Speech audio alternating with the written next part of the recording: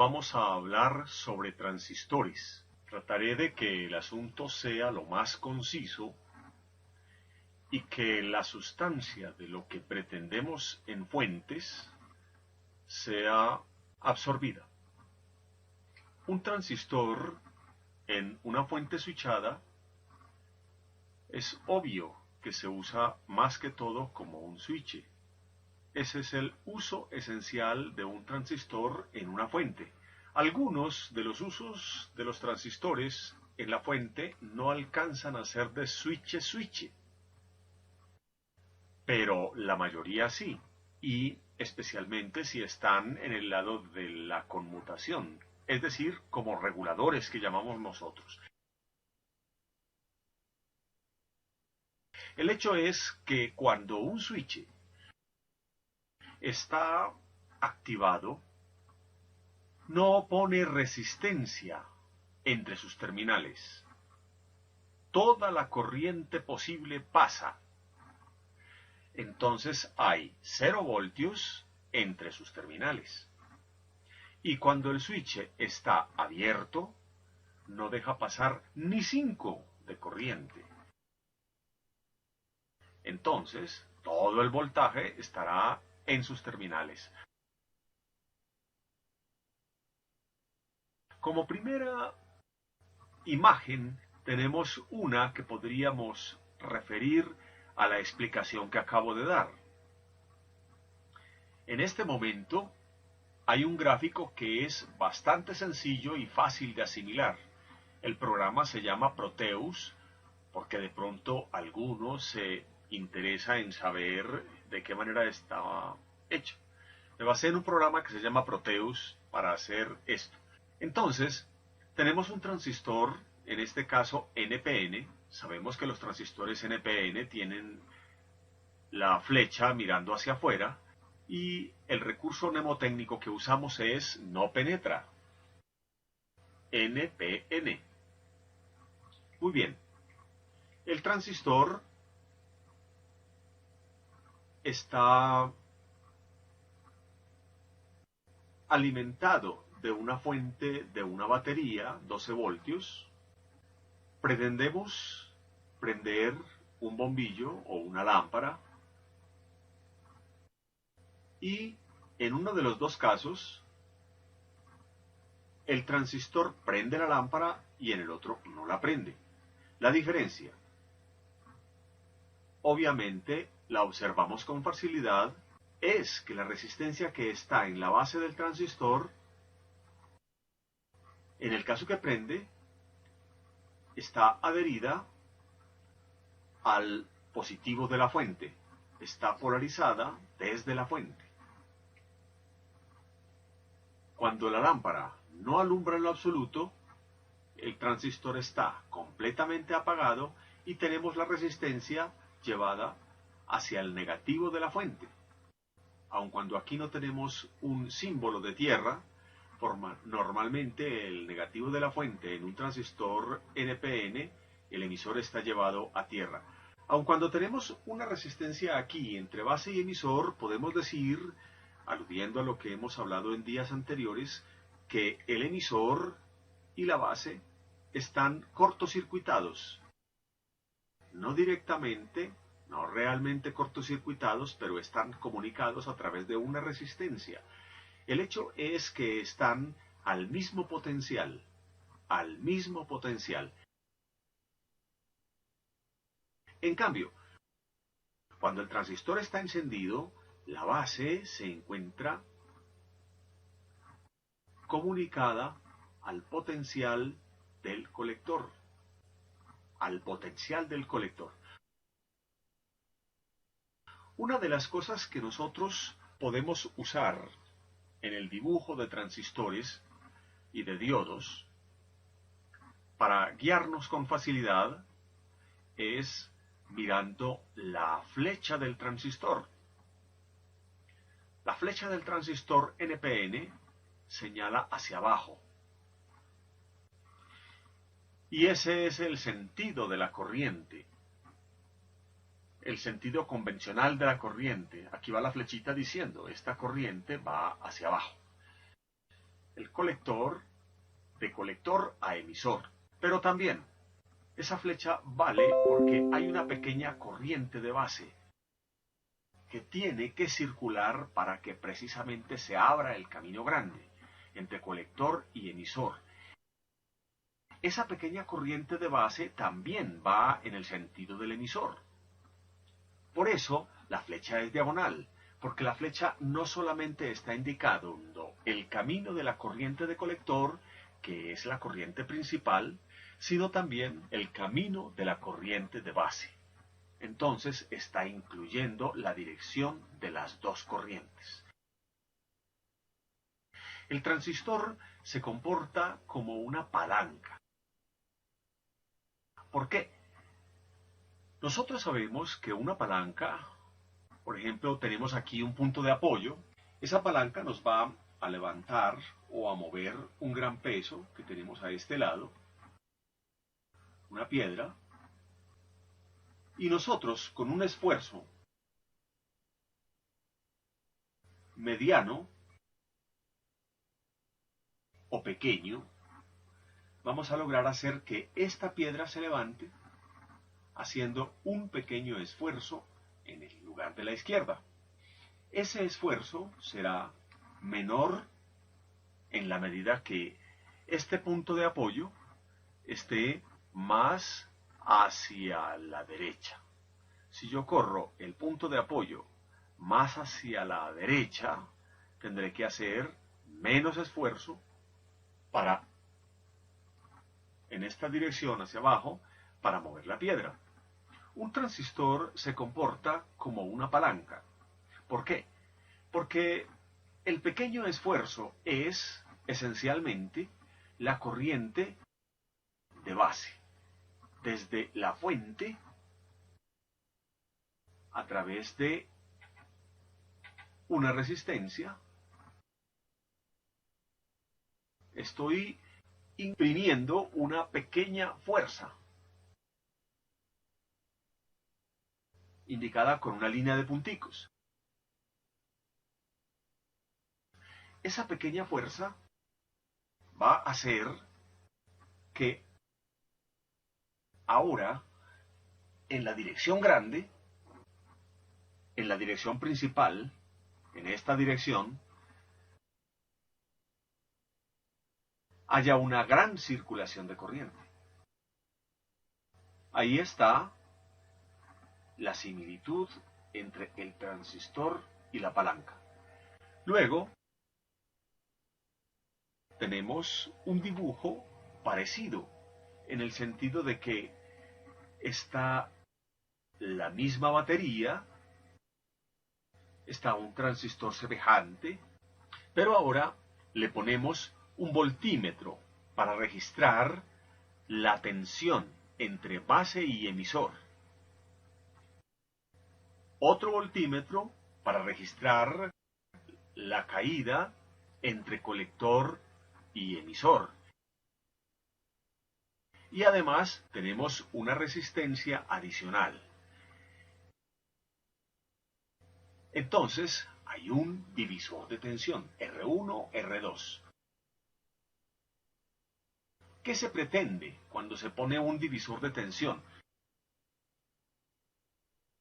Hacer pasar por el conjunto R1, R2 un flujo de corriente que sea mucho más grande de lo que realmente necesita el circuito de base emisor. Entonces vamos a mirar aquí. Habíamos dicho que en el circuito de base emisor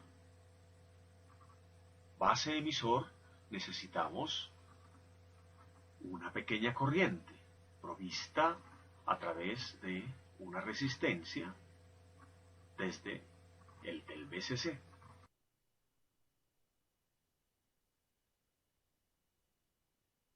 Cuando ponemos un divisor de tensión, ponemos a circular una corriente ya no tan pequeña por este trayecto, de arriba a abajo. Esa corriente es mucho mayor de la que realmente necesita el circuito de base. Pero va a ser estable. Eso es lo que se pretende cuando se pone un divisor de tensión en la base de un transistor. Estabilizar la corriente de base. El objetivo sigue siendo el mismo. Lograr que desde colector hacia el emisor fluya una cantidad apreciable de corriente. Volvemos al dibujo. ¿Cuánto, en el sentido de voltios, necesita el transistor? Estamos hablando con punto de partida de un NPN. ¿Cuánto necesita entre base y emisor para que se establezca la pequeña corriente de base que va a dar rumbo a la gran corriente de colector? ¿Cómo sabemos? Y si no sabemos, pues, o si no recordamos, aquí lo vamos a recordar, un transistor entre base y emisor es equivalente a un diodo, y habíamos dicho que un diodo dice, yo a partir de 0.7 voltios le dejo pasar corriente, y si quiere que le pase cierta cantidad mayor, entonces le cobro un poquito más de 0.7. Aquí, como están este par de resistencias, una de 1100 ohmios y otra de 100 ohmios, tenemos que el voltaje entre base y emisor es un poquito mayor de 0.7, es 0.9 voltios. El diodo base emisor tiene 0.9 voltios. Y el transistor comienza a dejar pasar una cantidad de corriente apreciable. Tanto es así que la diferencia entre colector y emisor es realmente baja. Es menos de 1 voltio. Aquí tenemos 0.78 voltios. Cuando de este lugar a tierra tenemos que la fuente nos dice 12 voltios. Es la presión que yo estoy ejerciendo. Entonces, ¿cuánto cae en el bombillo? ¿Cuánto se está gastando el bombillo? El bombillo se está, digamos, consumiendo, tumbando, 12 voltios menos lo que el transistor se queda. Entonces, si el transistor tiene alrededor de 0.8 entre colector y emisor, para hacer una cuenta rápida, entonces el bombillo tiene 11.2 voltios entre sus bornes. Y con 11.2 voltios, si la bombilla es de 12 voltios, prácticamente estamos alumbrando a la máxima luminosidad de la bombilla. Luego, pasamos a este lugar. Aquí tenemos un sistema muy parecido al anterior, con la única diferencia de que en la base ya hay un potenciómetro. Este potenciómetro nos va a administrar el voltaje, naturalmente la corriente, que circula por la base hacia el emisor, para abrir o cerrar el flujo de corriente entre colector y emisor. En este momento dice el voltímetro entre base y emisor que tenemos 0.6 voltios. 0.6 voltios. El transistor dice, con 0.6 voltios yo apenas dejaré pasar gotas de corriente. De hecho, aquí ya incorporamos un medidor de corriente que, miren la unidad, microamperios, nos está dejando ver que circula de colector a emisor 1,30 microamperios, millonésimos de amperio. Eso prácticamente es nada. El transistor, se puede decir, no está conduciendo. Tanto es así que en los bornes del transistor el voltímetro nos dice, todavía no ha caído nada. Tenemos los mismos 12 voltios. Porque tenemos 0,6 voltios en la base. ¿Qué es lo que tenemos que hacer? Comenzar a subir, a variar la resistencia. Es decir, a subir el cursor, el centro del potenciómetro, debemos comenzar a subirlo en la dirección de búsqueda de la polarización que viene del positivo de la batería. Entonces vamos a mirarlo aquí. Ya en esta, el cursor ha ascendido un escaloncito. Y ese escaloncito nos dice que el voltaje en la base subió de 0,6 a 0,88 voltios. Esto, para este ejemplo, nosotros estamos viendo las cifras que nos dan los medidores. Voltios entre base y emisor, voltios entre colector y emisor, amperios circulando por el circuito entre colector y emisor, lo vemos como un ejemplo de un transistor Q1 determinado. Ese ejemplo, si yo pusiera aquí, en vez de Q1, supongamos que este fuera un transistor 2N2222, por mencionar algo, en vez del 2N2222 pusiera un 2SC1815. Entonces, posiblemente los valores variarían un poco. Eso depende del transistor. Nosotros hemos oído hablar de que todo transistor tiene un comportamiento específico y por eso se fabrican tantas clases de transistores. Hablando, por ejemplo, de ganancia, hablando de comportamiento con relación a los voltajes, con relación a la temperatura, etc. Entonces, los instrumentos, en este caso, nos están dando valores que nos dan una idea de cómo se comporta un transistor. Eso es esencial. Volvemos. 0,88 voltios entre base y emisor. Ahora ya se aprecia que hay un caminito por la base, un caminito de corriente.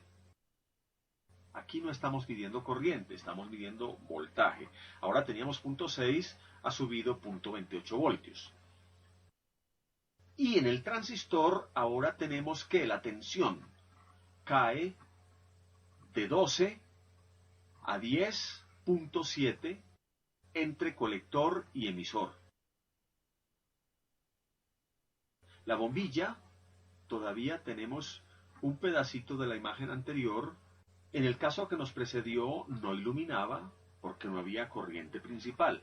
Ahora ya comienza a medio dar un visito de iluminación porque hay ya una pequeña, pero algo de corriente hay. 54,5 miliamperios circulando por el circuito colector-emisor. Esos 54,5 miliamperios circulan tanto por la lámpara como por colector-emisor del transistor. La resistencia del transistor hace, en este ejemplo anterior, aquí a la izquierda, era demasiado alta, prácticamente un circuito abierto. Ahora ya no es un circuito abierto porque ahora ha bajado la tensión entre sus bornes. Quiere decir que en bornes de la lámpara está la diferencia entre 12 voltios y 10,7, alrededor de 1,3 voltios. 1,3 voltios y 54,5 miliamperios. Veo que hay una inquietud de algún compañero por ahí. Y entonces, vamos, antes de continuar, ¿qué inquietud trae el compañero? Dice Diego Flores, cuando el transistor es empleado como amplificador, ¿tiene ese mismo comportamiento? Sí, tiene razón, Diego. El transistor, cuando es usado como amplificador, tiene ese mismo comportamiento.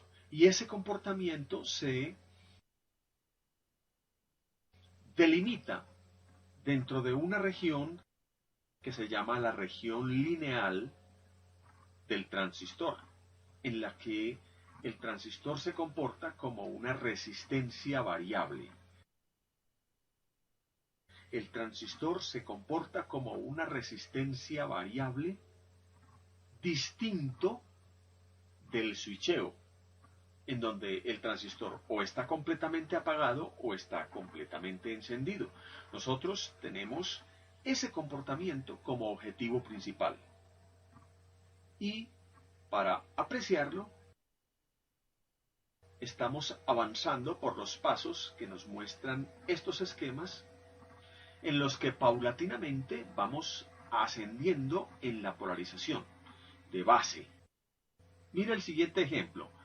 Ahora tenemos 0.9 voltios. 0.9 voltios. Y ya la corriente por colector ha aumentado a 143 miliamperios. Ahorita teníamos 51 o 54, algo así, miliamperios, y en este momento tenemos 143. Casi que se triplicó la corriente con solo subir de 0.88 a 0.9. Eso nos da una idea también de que la resistencia que presenta el transistor no es una resistencia lineal, sino que es una resistencia exponencial. Igualmente, el bombillo comienza a iluminar un poco más que en el caso anterior. Y la caída de tensión del transistor pues ya va siendo un poco menor, 8,55, y comparémosla con 10,7, porque vamos subiendo el voltaje de polarización en la base. El cursor de este potenciómetro va en la dirección hacia la fuente, hacia el positivo de la fuente, o hacia el colector. Aquí, todavía más, 0.91 voltios. Base emisor. La resistencia del transistor baja aún más porque la corriente va aumentando. 224, ahorita teníamos como 150 y pico, tenemos 224. El bombillo alumbra todavía más. La diferencia entre colector y emisor va disminuyendo. Aquí ya son 6,59 voltios, cuando aquí teníamos 8,55. Eso nos da una clara idea de que a medida que se aumenta, esto lo llamamos polarización directa del diodo base emisor. Ya sabemos nosotros qué es la polarización directa cuando hablábamos de diodos. En charlas pasadas habíamos hablado muy bien de eso. Cuando aumenta la polarización directa del diodo base emisor, aumenta la corriente principal y entonces a través de esa palanca estamos haciendo una fuerza mayor. No voy a correr esta imagen hasta ocultar los datos de la anterior para poder apreciar. Miren qué pequeña variación hay en el voltaje de base. Ya aquí tenemos el cursor del potenciómetro en el punto medio. Y la pequeña variación de base ha sido 0.01 voltios, 0.01 voltios. Cada vez la variación de base es menor.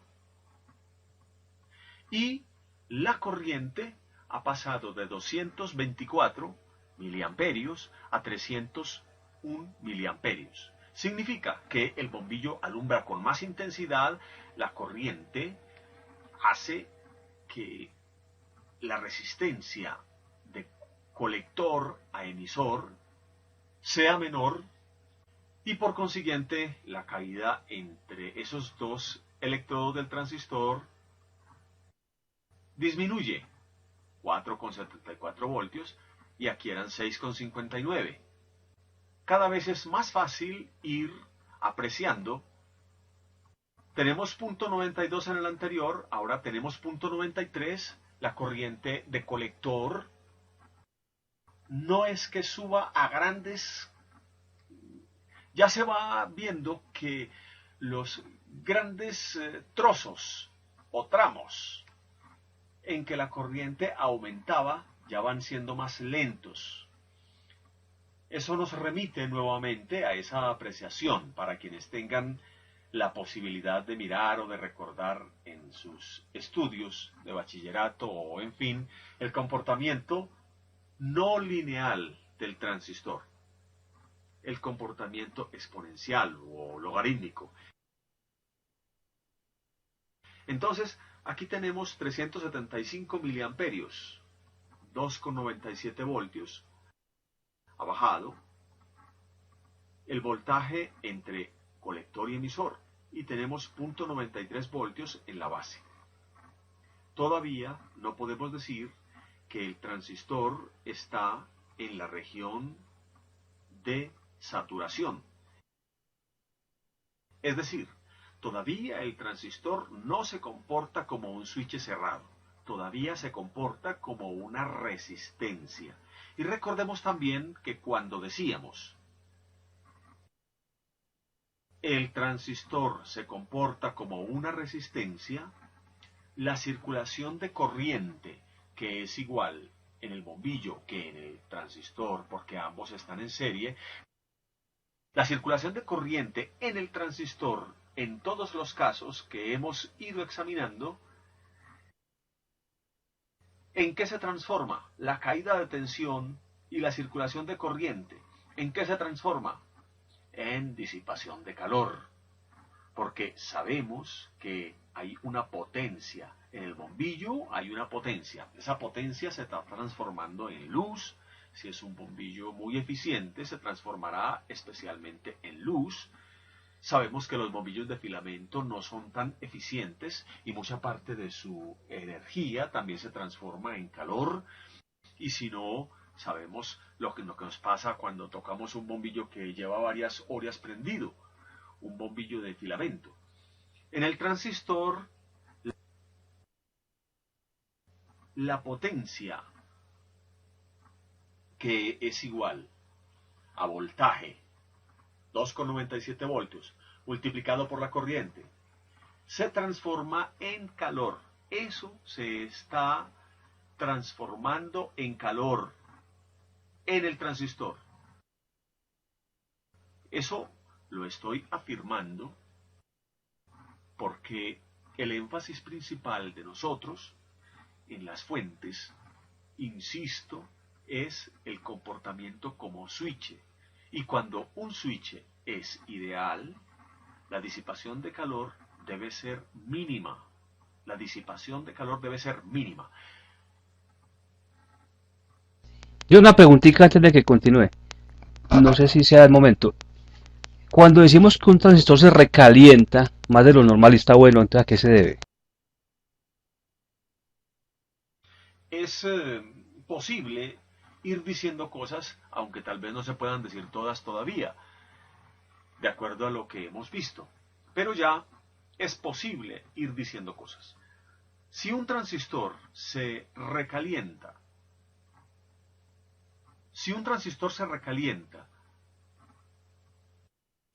es decir, cuando decimos se recalienta, quiere decir que se calienta más de lo normal.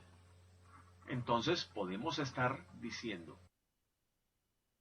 algo anormal debe estar sucediendo en el circuito. Si el transistor, para solamente hablar de lo que más énfasis hasta el momento hemos apreciado, si el transistor se debe comportar como switch y se está recalentando, es probable que en un momento dado logre llegar a la condición de switcheo. Es decir, está, como todavía están esos transistores aquí, tiene una caída de tensión apreciable, 2,97 voltios, o, para el caso que ya tenemos al frente, 1,23 voltios. Cuando hay una caída de tensión en el transistor, todavía está comportándose como resistencia, lo cual significa que está atravesando por la región lineal. Entonces, significa, por ejemplo, que la tensión en la base no ha sido suficiente. Esta tensión todavía debe subir más para que el transistor se comporte como un switch completamente cerrado, de modo que ya se relaje para que toda la corriente que el bombillo quiera dejar pasar, pase a través del transistor sin ninguna oposición. En este caso, el transistor se va a comportar más fresco. Entonces, esa podría ser una respuesta para esa pregunta. No es la única respuesta, pero es una respuesta oportuna en este momento. Sigamos. Aquí miren ustedes. Todavía tiene 0,93 voltios. Todavía tiene 0,93 voltios. ¿Qué será eso? Es que posiblemente el medidor, este medidor, voltios, la escala en la que lo pusimos, no le da para registrar en este momento los milivoltios que puede haber de diferencia entre 0,93 de la izquierda y 0,93 de la derecha. Es decir, aquí puede haber 930 milivoltios y aquí 935 milivoltios.